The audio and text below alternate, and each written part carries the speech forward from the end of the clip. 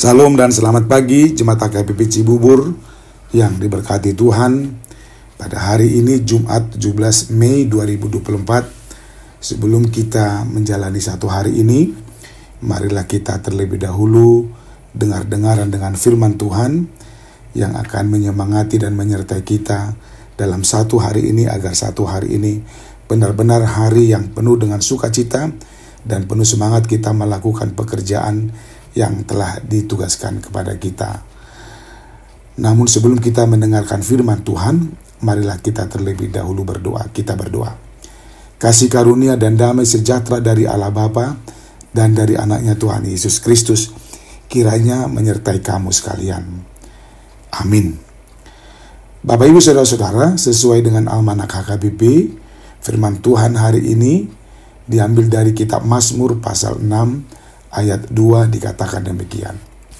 Ya Tuhan, janganlah menghukum aku dengan murka-Mu, dan janganlah menghajar aku dalam kepanasan amarah-Mu. Demikian firman Tuhan.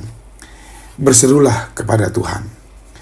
Bapak Ibu Saudara-saudara yang dikasihi Tuhan Yesus Kristus, sebagai makhluk yang punya perasaan, keinginan, dan harapan, seringkali kita mengalami dan merasakan sesuatu yang tidak kita inginkan dan harapkan.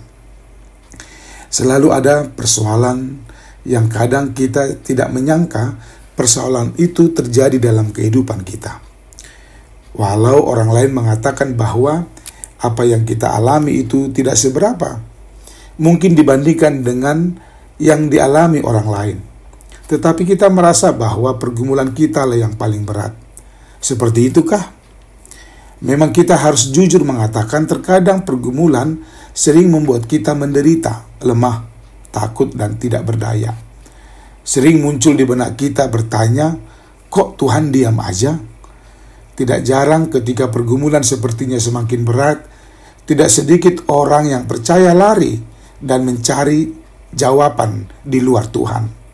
Alih-alih menemukan solusi atau jalan keluar yang baik, justru ada banyak mereka yang mencari solusi di luar Tuhan semakin sesat dan semakin tidak baik. Sebagai anak-anak Tuhan, orang beriman dan yang percaya, hendaklah bijak dan berhikmat mencari cara untuk mencari solusi dan jalan keluar jika pergumulan berat kita hadapi.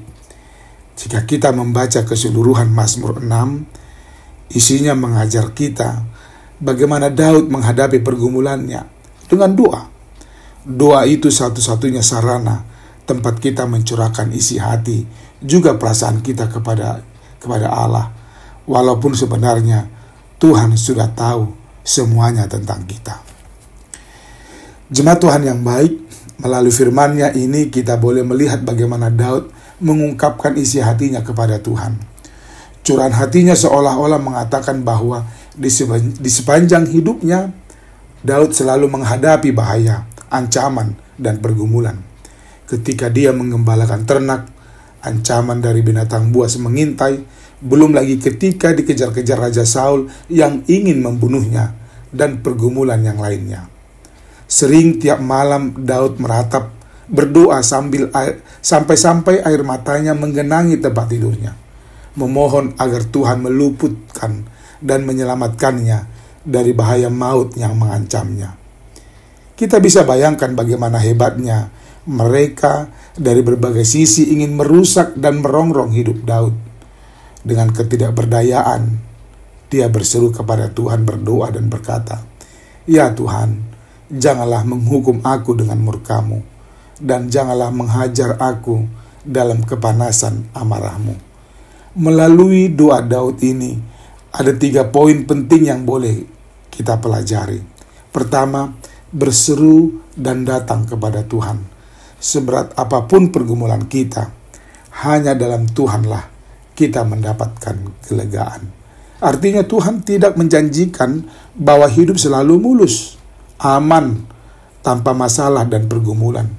Tapi Tuhan berjanji tidak akan membiarkan umat-Nya dicobai melebihi kekuatannya.